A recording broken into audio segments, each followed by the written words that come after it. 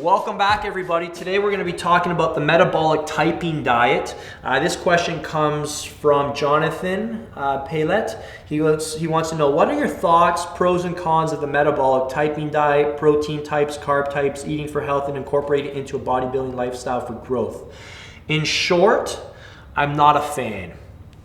I don't know an extensive amount about the metabolic typing diet, but here's what I can definitely share with you. For those who don't know what it is, it essentially takes a look at our ancestral history, our grandpas, and it states that depending on where you're from, depending on your maybe part of the world you're from, you'll respond better to maybe a high protein diet, maybe a high carb diet, or more of a mixed diet. I don't believe that the ranges that the metabolic typing people suggest is as great as it really is. The ranges are far smaller in terms of how we should be eating. So Jonathan, I'm personally not a fan of the metabolic typing diet. I just don't feel like there's enough evidence or enough convincing arguments to even consider it. I'll explain why. I do believe that it's true certain people respond to foods differently, but that doesn't mean that we need drastically different macronutrient distributions as the metabolic typing people would suggest. For those who don't know what it is, it's basically three types. You're either going to be eating a mixed diet of proteins, carbs, or really high carbs or really high proteins. Now, I'm not saying that there's a one size fits all. I certainly believe in different ranges of macronutrient distribution for certain people, and it's going to be dependent on a number of things we can mention at the end of the video. But the ranges aren't as great as these guys suggest, okay? And the main reason I say that is because we all have the same biochemistry. Whether your great-great-grandfathers were eating carbohydrates or I'm eating carbohydrates, we still have the same response. Pancreas secretes insulin, and it determines whether that, it's going to figure out, should I put this glucose now into the liver, into my muscles, or into my fat stores? All right, so the body still responds today the same way it did a long time ago.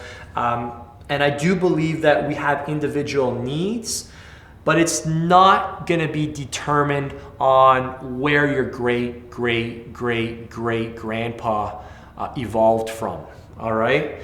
I believe that our macronutrient distribution is going to be based on more individual factors, such as your level of leanness.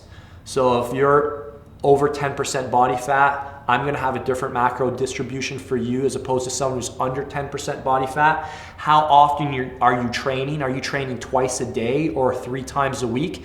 That's going to dictate a lot about your macro distribution. Your training level, how long have you been training for? So that's going to dictate things. A lot of more practical things, how much training volume are you doing? What's your goal?